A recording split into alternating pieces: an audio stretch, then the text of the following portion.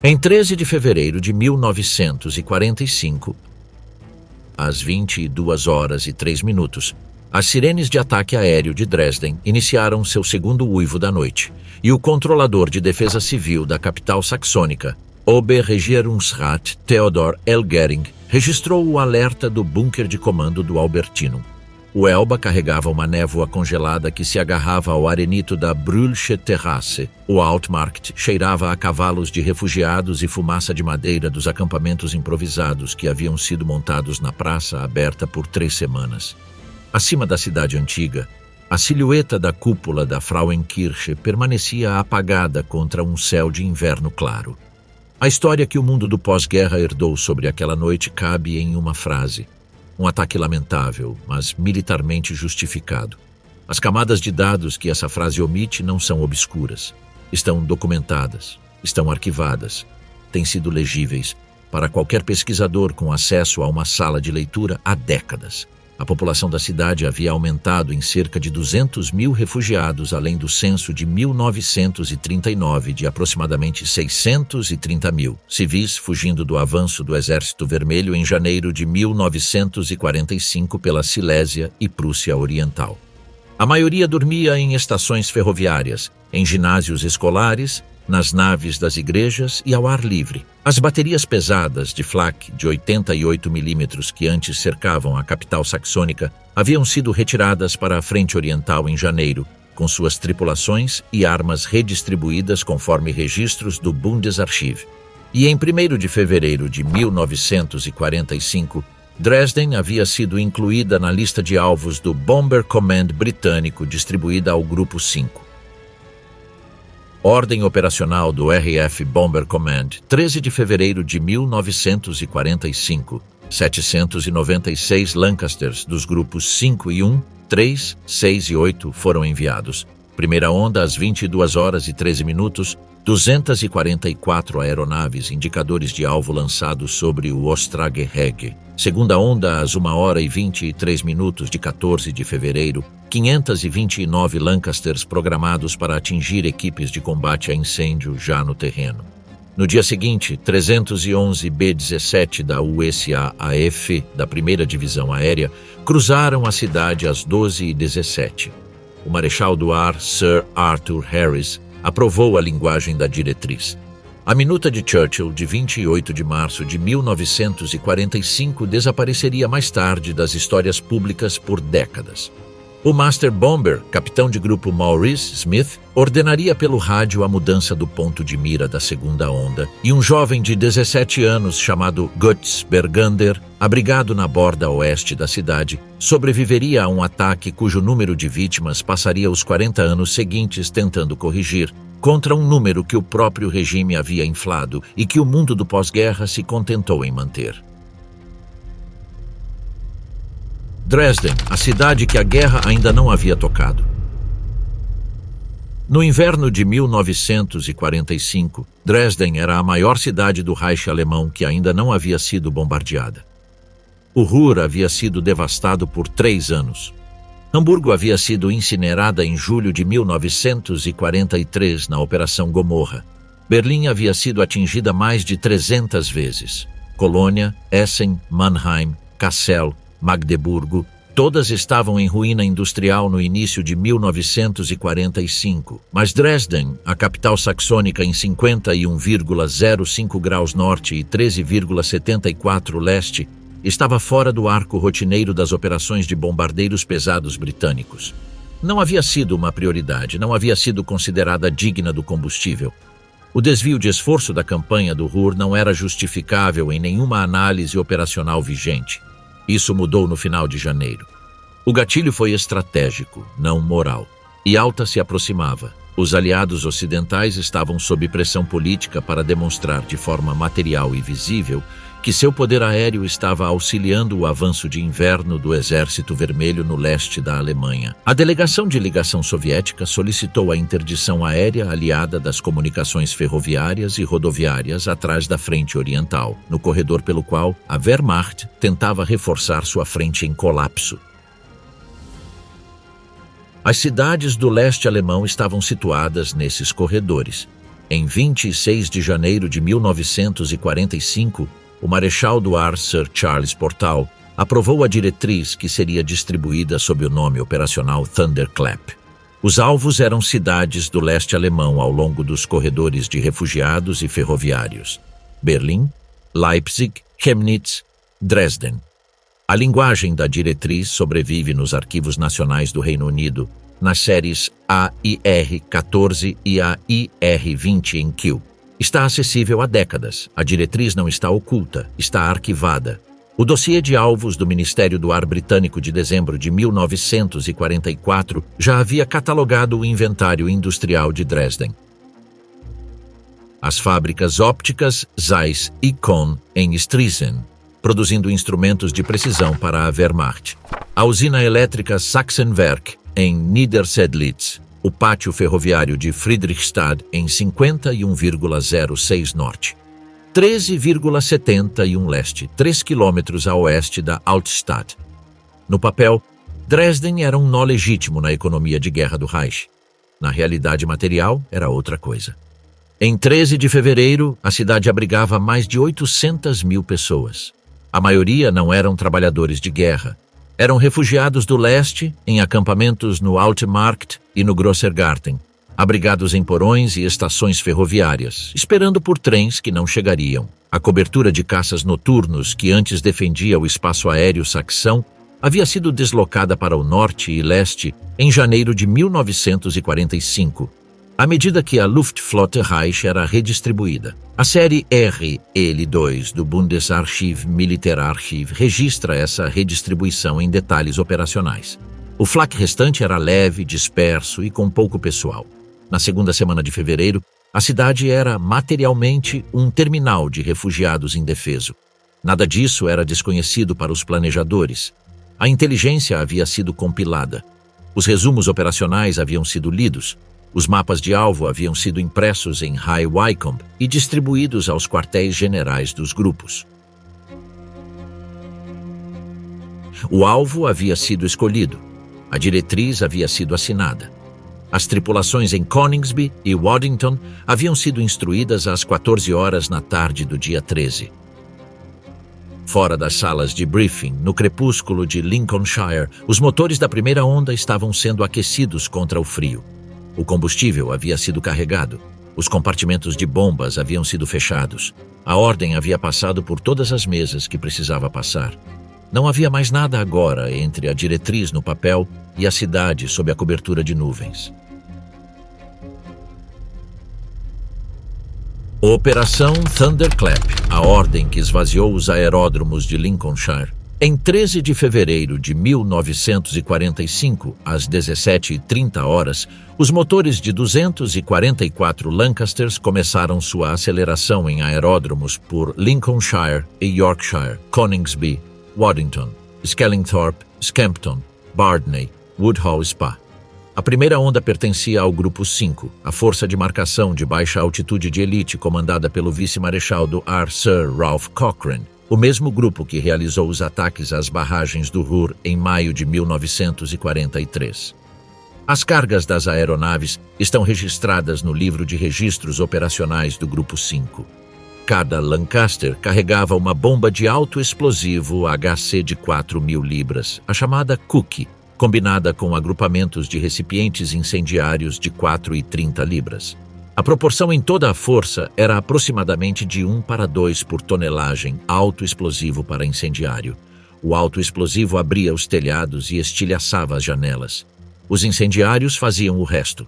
A rota de voo cruzou o Mar do Norte a 4.000 pés, subiu para 18.000 sobre a costa belga, desviou para o sul sobre o Ruhr como uma manobra de engano para atrair caças noturnos alemães, e então virou bruscamente para leste no espaço aéreo saxão. A manobra funcionou. Os controladores de interceptação em Dillingen direcionaram seus caças para Bonn. Dresden, em seu próprio corredor de aproximação, permaneceu sem interferência. Às 22h03, a primeira sirene na capital saxônica soou. Elgering, no bunker de comando do Albertinum, registrou o alerta. A cobertura de nuvens sobre o alvo estava entreaberta e parcialmente fragmentada.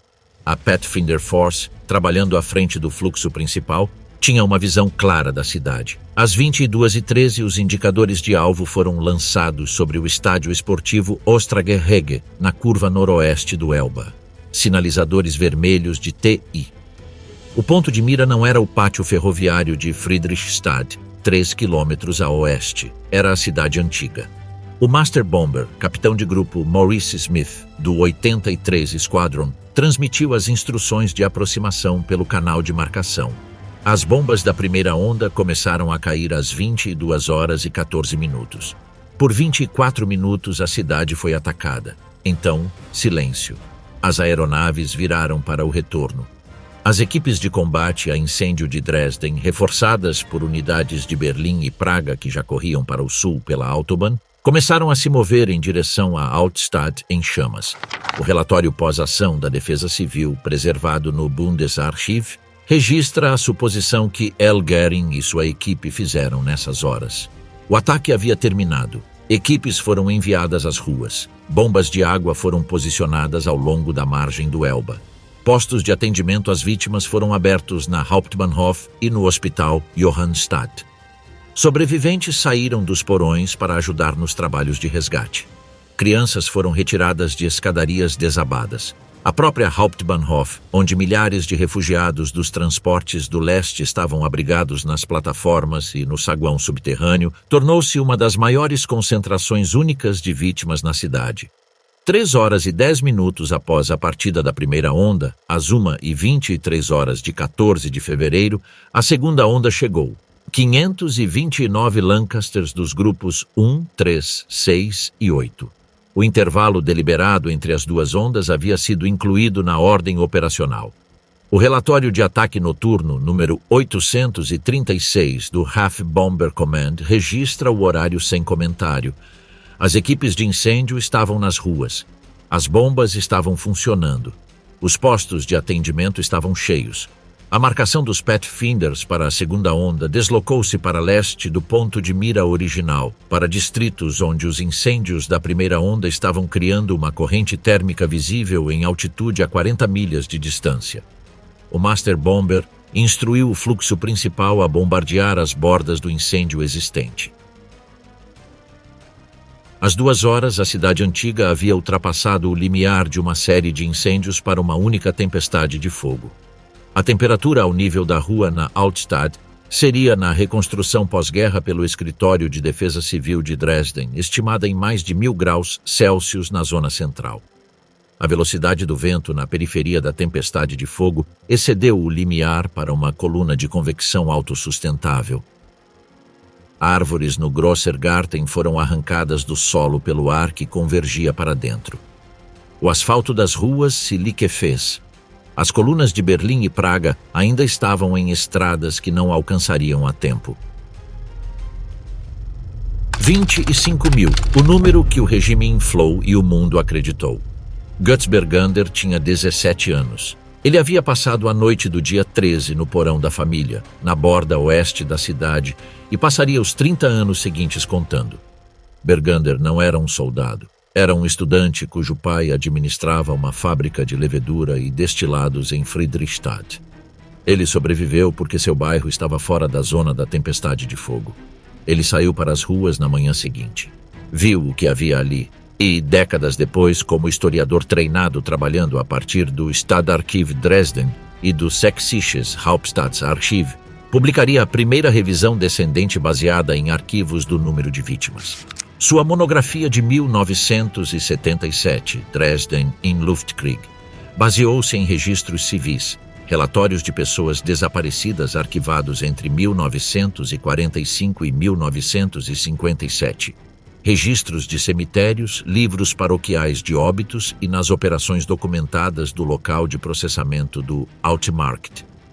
O número que ele reconstruiu era uma ordem de magnitude inferior ao número que circulava na memória popular. O número que ele corrigia não havia vindo dos aliados, viera do próprio regime. Em 4 de março de 1945, menos de 3 semanas após o ataque, Joseph Goebbels aprovou o Tagesbefehl 47, uma diretriz de propaganda que multiplicava por 10 o número de vítimas. A estimativa interna do Reich preparada pelo chefe de polícia de Dresden e encaminhada pelos canais do Reich no final de fevereiro, havia apresentado um número documentado de aproximadamente 18.000 a 25.000 mortos, com o número mais alto apresentado como máximo. Goebbels divulgou o número como 200.000. A linguagem da diretriz sobrevive na série Bundesarchiv R55. A entrada no diário de Goebbels de 4 de março de 1945, mantida no Institut für Zeitgeschichte em Munique, registra o cálculo em sua própria caligrafia. O número era uma arma, concebida para a imprensa neutra em Estocolmo e Genebra. No final de fevereiro, o número inflado havia atravessado a linha de frente. Apareceu em relatórios telegráficos suecos. Foi reproduzido na Suíça. Entrou no ambiente da imprensa aliada sem um número de contraponto, porque nenhuma autoridade aliada estava preparada para divulgar a estimativa operacional de vítimas de um ataque que ainda estava sendo debatido internamente em Londres. A operação do Altmarkt havia começado em 21 de fevereiro. De acordo com o Protocolo Padrão de Defesa Civil, os números registrados de vítimas foram processados na praça aberta porque os necrotérios, igrejas e crematórios da cidade estavam sobrecarregados.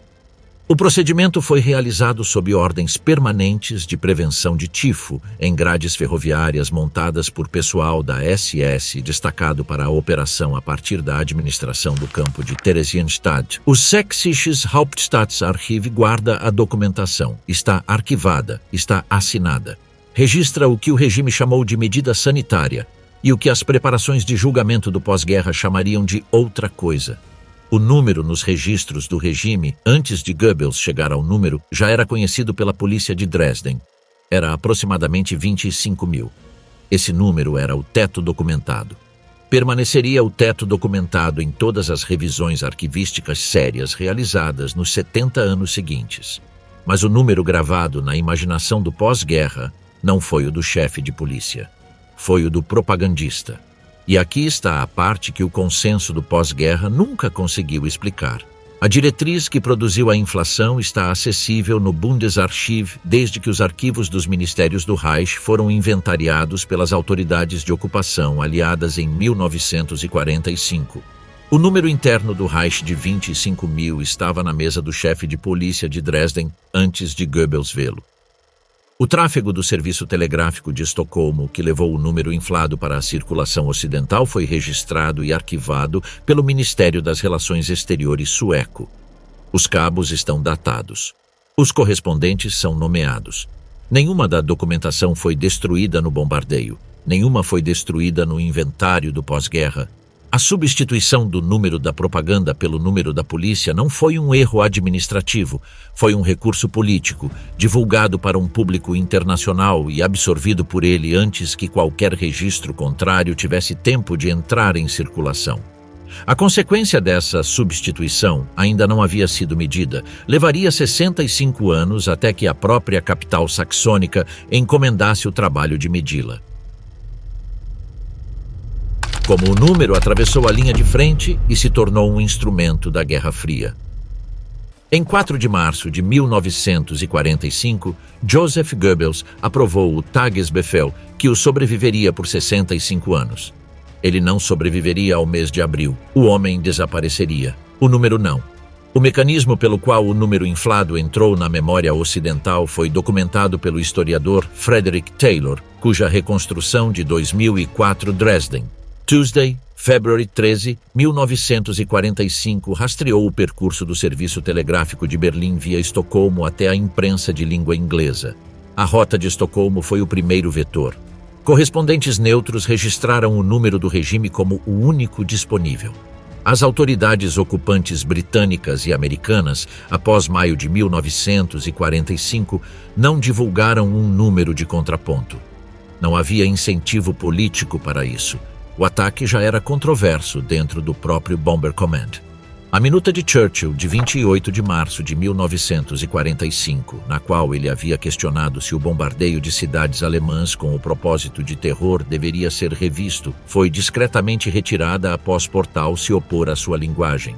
A minuta foi republicada em forma suavizada. A versão original sobreviveu na série AIR-20. A versão suavizada entrou no registro público. O padrão foi estabelecido. A versão mais memorável tornou-se a versão oficial. Após 1949, o número adquiriu um segundo patrocinador institucional. O Estado da Alemanha Oriental, por meio do aparato comemorativo do Comitê Central do SID, adotou Dresden como peça central de sua narrativa anti-ocidental. Os materiais estão preservados nos acervos do Bundesarchiv SAPMO. A comemoração anual de fevereiro no cemitério Heide-Friedhof utilizava o número inflado como ponto de referência fixo. Os currículos escolares na República Democrática Alemã ensinavam o número de 250 mil desde o início da década de 1950. Discursos memoriais de funcionários do SED de Walter Ulbricht a Erich Honecker o repetiam. O número aparecia em placas comemorativas, em editoriais de jornais, em discursos radiofônicos em cada aniversário de 13 de fevereiro. Revisá-lo para baixo teria sido abrir mão de um instrumento. O instrumento não foi abandonado. Em 1963, o número entrou na memória popular de língua inglesa por meio de The Destruction of Dresden, um livro publicado pelo escritor britânico David Irving.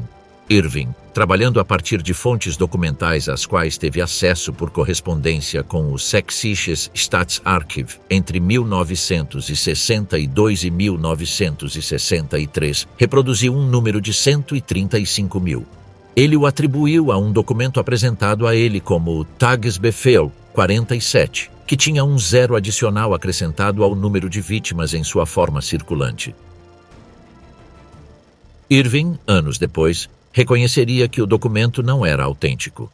O reconhecimento não alcançou o número. O livro vendeu. O número entrou em bibliotecas, enciclopédias e nas introduções de obras subsequentes. Slaughterhouse-Five, de Kurt Vonnegut, publicado em 1969, citou o número de Irving em suas páginas iniciais. O romance vendeu milhões de exemplares. O número viajou com ele. Documentários produzidos para a televisão britânica e americana nas décadas de 1970 e 1980 repetiram o número. Entradas de enciclopédias o codificaram. Quando historiadores acadêmicos começaram o lento processo de reconstrução do número de vítimas a partir de fontes arquivísticas primárias nas décadas de 1980 e 1990, a memória popular já estava fixada para uma geração. Este é o segundo giro da história, e é difícil porque não favorece nenhum participante. A inflação não foi uma conspiração de silêncio. Foi um resultado estrutural. O regime promoveu o número por valor propagandístico. A imprensa neutra o absorveu porque não tinha outro número. As potências ocupantes não o contestaram porque o ataque era politicamente delicado. O Estado da Alemanha Oriental o preservou porque era útil. A indústria de história popular de língua inglesa repetiu o número mais alto disponível porque o número mais alto vende. Ninguém precisou coordenar nada. O sistema produziu o resultado por si só. O arquivo não foi destruído. Foi reduzido a uma frase no livro didático. Em 1989, os arquivos da Alemanha Oriental já não estavam fechados.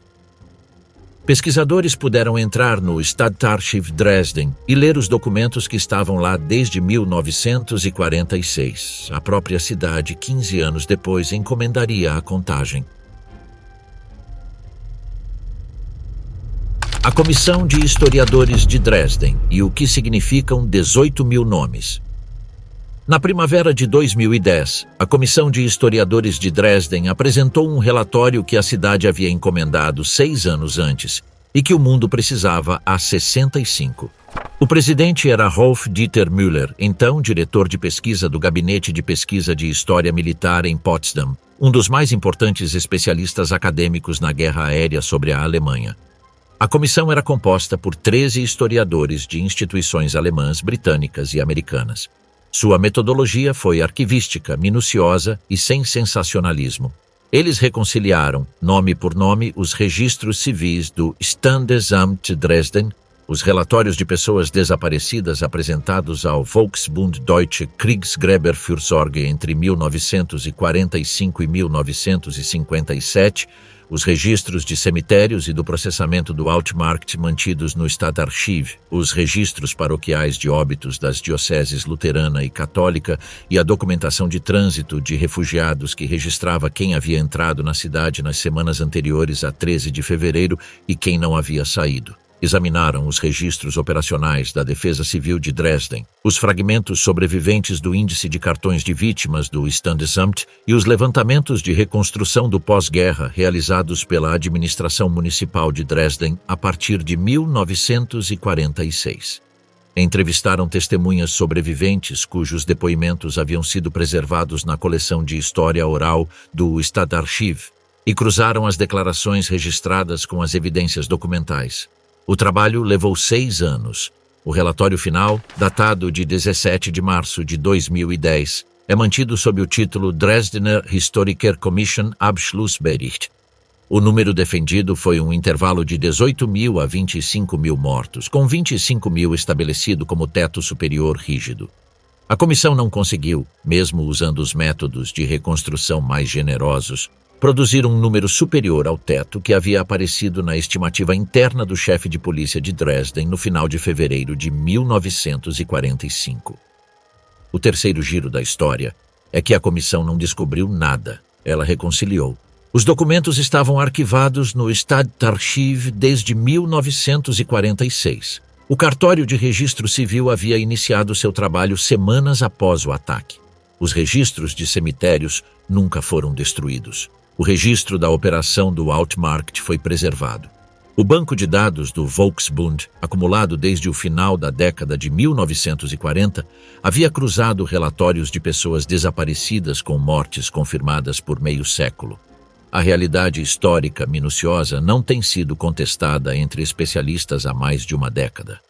A sua difusão popular ficou para trás. Enquanto a comissão trabalhava, a reconstruída Frauenkirche erguia-se no Neumarkt como um projeto de reconstrução paralelo. A cúpula foi reconsagrada em 30 de outubro de 2005, após 15 anos de trabalho e mais de 180 milhões de euros em financiamento público e privado. A reconstrução utilizou pedras originais catalogadas recuperadas dos escombros após 1945, complementadas com material novo onde o original estava ausente ou danificado além do reparo. Cada pedra do conjunto catalogado foi numerada, fotografada e reinserida em sua posição original quando estruturalmente possível. O arquivo de reconstrução da Frauenkirche Stiftung documenta o procedimento pedra por pedra.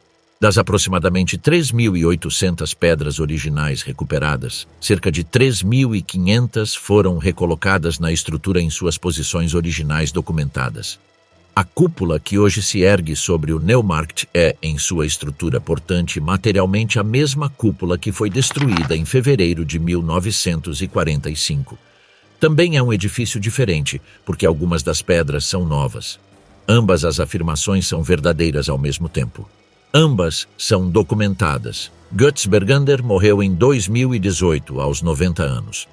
Ele sobreviveu ao regime que produziu o número inflado por 73 anos, ao sistema da Guerra Fria, que o preservou por 27 anos, e à publicação de sua própria monografia por 41 anos.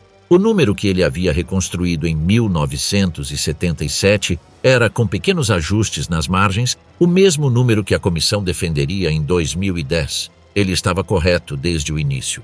O historiador havia contado, o propagandista havia multiplicado, o arquivo havia preservado a contagem. O Stadtarchiv, na esquina da Elisabeth Boer Strasse, guarda os cartões de índice, há dezenas de milhares deles. Cada um contém um nome, uma data, um endereço e uma anotação do documento de origem que confirmou a entrada. Cada nome está arquivado nos registros que a comissão utilizou para estabelecer o teto. Ao entardecer de março, a cúpula da Frauenkirche reconstruída capta a última luz sobre o Neumarkt e o número de 25.000 paira no ar acima da praça como um teto documentado.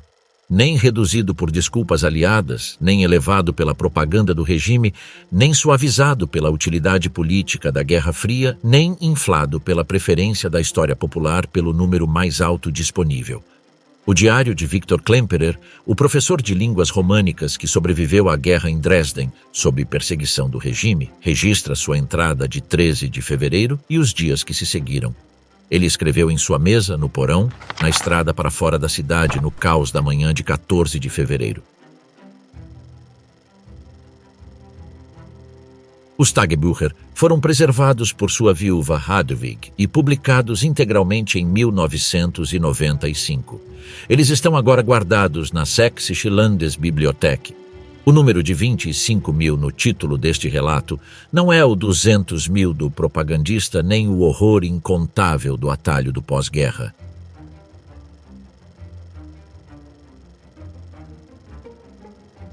É o teto documentado do historiador. O arquivo não perdeu a verdade. A memória popular perdeu. A cúpula foi reconstruída a partir de pedras catalogadas.